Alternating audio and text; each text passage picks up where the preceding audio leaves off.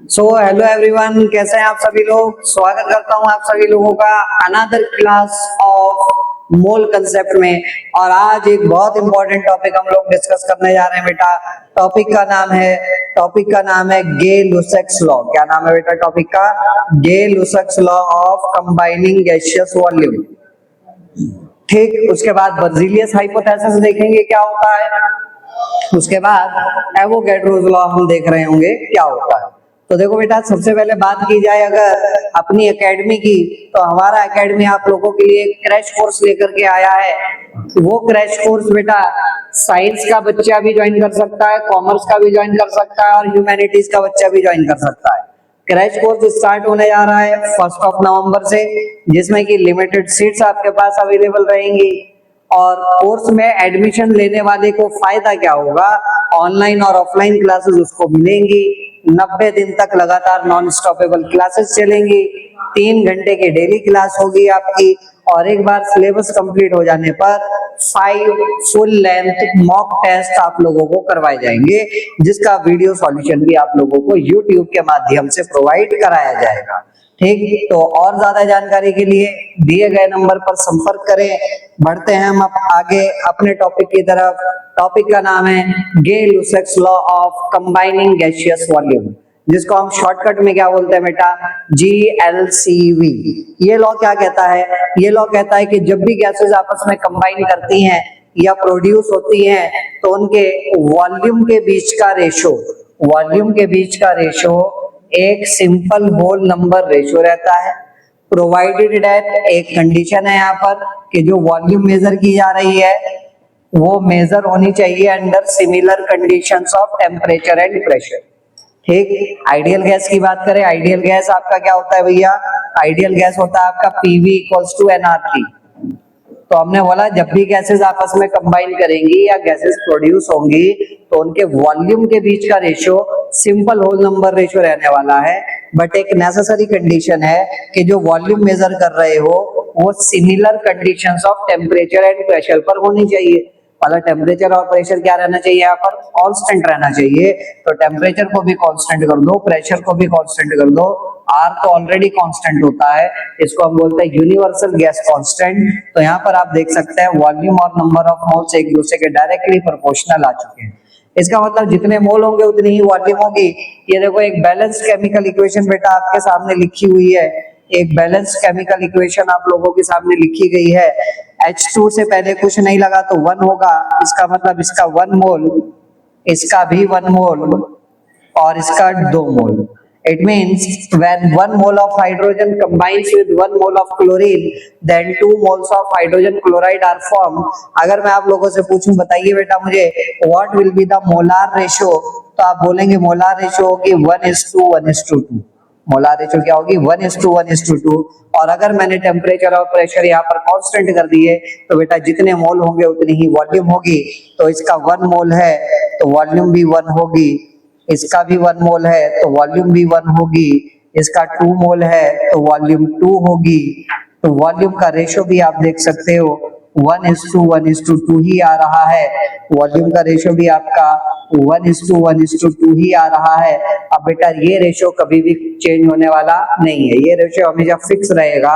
For example, अगर मैं कह रहा हूं कि 5 ml हाइड्रोजन है मेरे पास, तो उसको चाहिए होगा 5 ml क्लोरीन, और दोनों आपस में मिलकर के 10 ml हाइड्रोजन क्लोराइड आपको बना करके देंगे। ठीक है, 25 ml हाइड्रोजन 25 ml क्लोरीन के साथ कंबाइन करेगा और 50 ml हाइड्रोजन क्लोराइड बनाएगा। ठीक है, 500 ml हाइड्रोजन 500 ml क्लोरीन के साथ कंबाइन करेगा और 1000 ml हाइड्रोजन क्लोराइड बनाएगा। तो रेशियो हमेशा फिक्स रहेगी 1:1:2। ये रेशियो कभी भी चेंज होने वाली नहीं है। उसके बाद देखो जरा अगली इक्वेशन लिखी है हमारे पास, 2H2 gas plus O2 gas gives you 2H2। 2H2 plus O2 gives you 2H2। तो यहाँ पर आप देख सकते हैं बैलेंस केमिकल इक्वेशन है। इसका 2 मोल, इसका 1 मोल और इसके कितने मोल? 2 मोल। वाटर गैसियस फेज में लिखा है या मतलब वेपर फेज में लिखा हुआ है। ठीक है, बिकॉज ये लॉ केवल और केवल गैसेस पर ही एप्लीकेबल है। तो बेटा अगर मोल 2 है तो वॉल्यूम भी कितनी होगी? 2 वॉल्यूम। इसकी वॉल्यूम कितनी होगी? 1 वॉल्यूम। इसकी वॉल्यूम कितनी होगी 2 वॉल्यूम। ठीक है, तो एनसीईआरटी में एक्सरसाइज में आप लोगों को एक सवाल दिया गया है कि अगर बताइए 10 वॉल्यूम हाइड्रोजन की मेरे पास है तो ऑक्सीजन की कितनी वॉल्यूम की रिक्वायरमेंट होगी। ऑक्सीजन की बेटा 5 वॉल्यूम की रिक्वायरमेंट होगी। कितनी वॉल्यूम की रिक्वायरमेंट होगी 5 वॉल्यूम की रिक्वायरमेंट होगी। और वाटर कितना वॉल्यूम बनेगा, वाटर आपका 10 वॉल्यूम ही बनेगा। ये रेशो कभी भी चेंज नहीं होने वाली, आप इसको 5 से कट करके देख लीजिए। ठीक है, 2:1:2 ही आपके पास रेशो निकल करके आएगी। इसके बाद आप आगे देखिए, एक इक्वेशन ये लिखी है हमारे पास, N2 + 3H2 gives you 2NH3, N2 gas + 3H2 gas gives you 2NH3 gas. तो इसका 1 वॉल्यूम, अब मैं डायरेक्टली वॉल्यूम लिख रहा हूँ, इसका 3 वॉल्यूम और इसका 2 वॉल्यूम। तो बताइए अगर मेरे पास 25 ml नाइट्रोजन है तो 25 ml नाइट्रोजन को 75 ml हाइड्रोजन की रिक्वायरमेंट पड़ेगी, तब जाकर के 50 ml आपका अमोनिया गैस बनेगा। तो ये है हमारा कौन सा लॉ, ये है हमारा Gay-Lussac's law of combining gaseous volume. ठीक, उसके बाद आप यहाँ पर देखिए इसका कितना मोल, सर इसका 1 मोल, इसका कितना मोल, इसका 1 मोल, इसका कितना मोल, सर इसका भी 1 मोल। कितनी वॉल्यूम 1 वॉल्यूम 1 वॉल्यूम 1 वॉल्यूम। बोलो सही लिखा गलत लिखा, हाँ सर सही लिखा।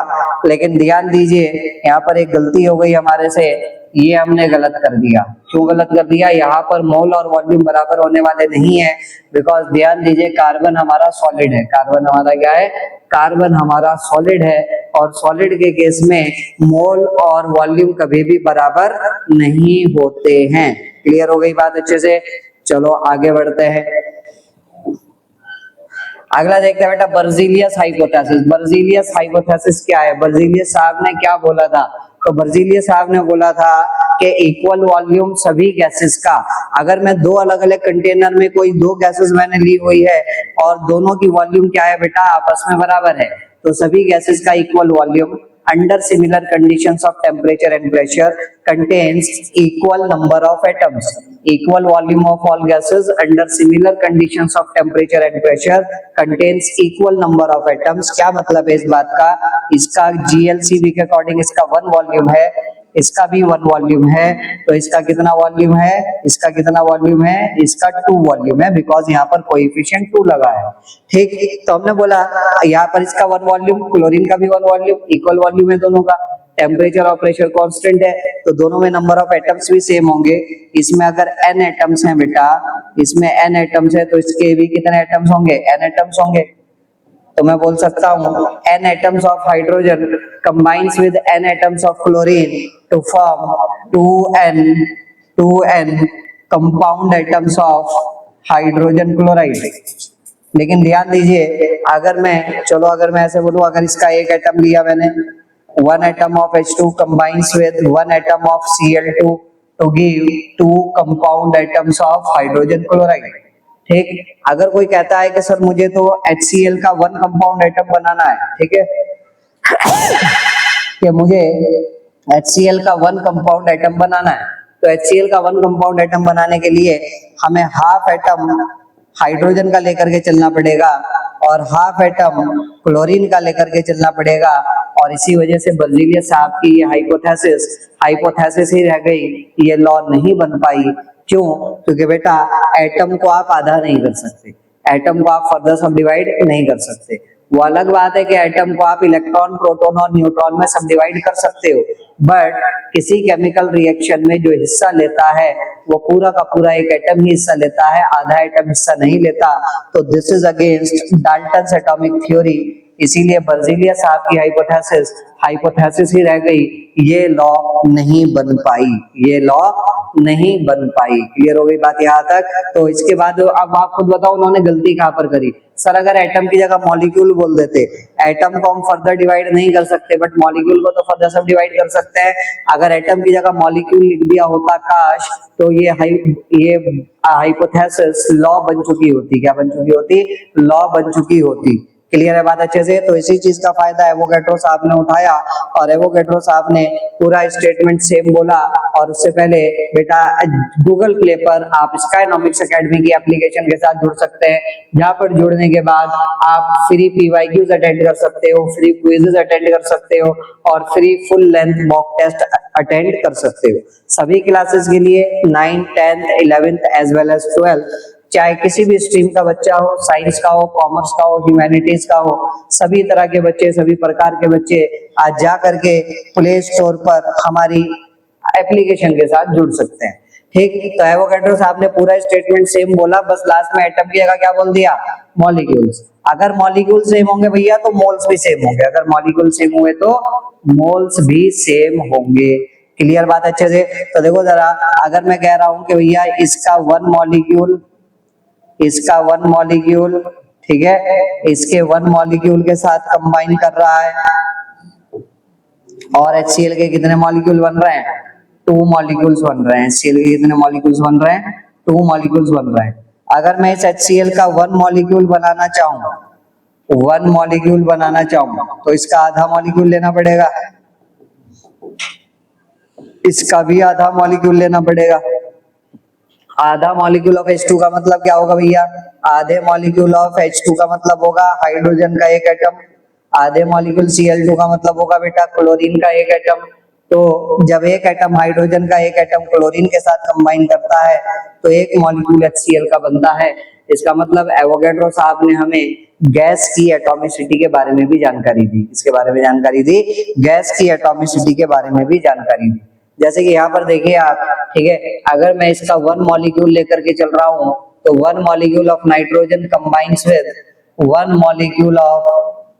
Molecule of hydrogen to form 2 molecules of ammonia, to form 2 molecules of ammonia. तो अगर मैं इसका केवल और केवल एक मॉलिक्यूल बनाना चाह रहा हूँ तो what do you mean by one molecule of ammonia? तो पूरी इक्वेशन को क्या कर दो भाई? 2 से डिवाइड कर दो। तो यहाँ पर नाइट्रोजन का हाफ मॉलिक्यूल लेके चलना पड़ेगा, ठीक है। यहाँ पर सॉरी मैंने यहाँ पर गलत लिखा है, यहाँ पर 1 नहीं, यहाँ पर 3 मॉलिक्यूल्स आएंगे हाइड्रोजन के, ठीक है। तो यहाँ पर आपको 3/2 मॉलिक्यूल्स लेकर के चलना पड़ेगा हाइड्रोजन का, ठीक है। 1 मॉलिक्यूल ऑफ नाइट्रोजन का मतलब क्या होता है बेटा? नाइट्रोजन का एक एटम। 3/2 मॉलिक्यूल्स का मतलब नाइट्रोजन, हाइड्रोजन के एक मॉलिक्यूल में 2 एटम, तो 3/2 में कितने होंगे? तो 3/2 मल्टीप्लाइड बाय 2, तो कितने होंगे बेटा? 3 एटम हाइड्रोजन के, और उसके बाद एक मॉलिक्यूल अमोनिया का बन रहा है। तो आप खुद देख सकते हो एटॉमिसिटी आपको पता चल गई। अमोनिया के मॉलिक्यूल में एक एटम ही नाइट्रोजन का है और 3 ही एटम किसके हैं? हाइड्रोजन के हैं। क्लियर बात अच्छे से? तो ये हो चुका हमारा एवोगैड्रोस लॉ। अब यहाँ पर देख लेते हैं आइडियल गैस इक्वेशन के अकॉर्डिंग जो बात अभी अभी आपको बताई, टेम्परेचर और प्रेशर कांस्टेंट करा, आर ऑलरेडी कांस्टेंट है तो वॉल्यूम और नंबर ऑफ मोल्स एक दूसरे के क्या आ गए? डायरेक्टली प्रोपोर्शनल, मतलब at constant temperature and pressure ये डायरेक्टली प्रोपोर्शनल हो जाएंगे। तो जो प्रोपोर्शनल है और जो वेरिएबल है उनको एक साथ कर लो, ठीक है। V और N वेरिएबल है तो V upon N is equals to RT upon P। Right side में जो लिखा है वो क्या है भैया? कांस्टेंट। तो V अपॉन N हमारा क्या रहने वाला है बेटा? कांस्टेंट रहने वाला है V अपॉन N हमारा, ठीक है। तो यहाँ पर आप देख सकते हो V upon N equals to constant, it means V1 upon N1 हमेशा किसके बराबर होगा? V2 अपॉन N2 के बराबर होगा। V1 अपॉन N1 किसके बराबर होगा? V2 अपॉन N2 के बराबर होगा। क्लियर बात अच्छे से? अगली बात अगर हम देखें तो हम बोल रहे हैं कि अगर मॉलिक्यूल्स बराबर है तो भैया मॉलिक्यूल मोल्स भी बराबर होंगे। अगर मॉलिक्यूल सेम है तो नंबर ऑफ मोल्स भी क्या होंगे? सेम होंगे, ठीक है। But number of atom same हो भी सकते हैं और सेम नहीं भी हो सकते, इट डिपेंड्स अपॉन एटॉमिसिटी। तो due to equal moles molecules will always be equal, but atoms may और may not be equal due to different atomicity. Atom same कब होंगे बेटा? जब एटॉमिसिटी भी सेम होगी। जैसे कि यहाँ पर आप देखिए दोनों की एटॉमिसिटी 4 है, तो यहाँ पर अगर इसके 2 मोल है और इसके भी मान लेते हैं 2 मोल है, तो मॉलिक्यूल कितने होंगे सर? 2Na मॉलिक्यूल होंगे, इसके भी 2Na मॉलिक्यूल होंगे। एटम कितने होंगे? तो मॉलिक्यूल की एटॉमिसिटी 4 से मल्टीप्लाई कर दो, 8Na आ जाएगा। यहाँ पर भी क्या आ जाएगा? 8Na, ठीक है। तो ये तो मोल्स हो गए, मोल्स भी बराबर, मॉलिक्यूल्स भी बराबर और एटम्स भी बराबर। क्लियर बात अच्छे से? ठीक सर, बहुत अच्छी बात। चलिए आगे बढ़ते हैं। ठीक है, देखिएगा अगर मेरे पास दो कंटेनर है, एक कंटेनर में मैंने 16 ग्राम ऑक्सीजन गैस ली है, दूसरे कंटेनर में मैंने 40 ग्राम सल्फर ट्राइऑक्साइड गैस ली है। दोनों कंटेनर का टेम्परेचर और प्रेशर क्या है भैया? सेम है। दोनों कंटेनर का टेम्परेचर और प्रेशर क्या है? सेम है।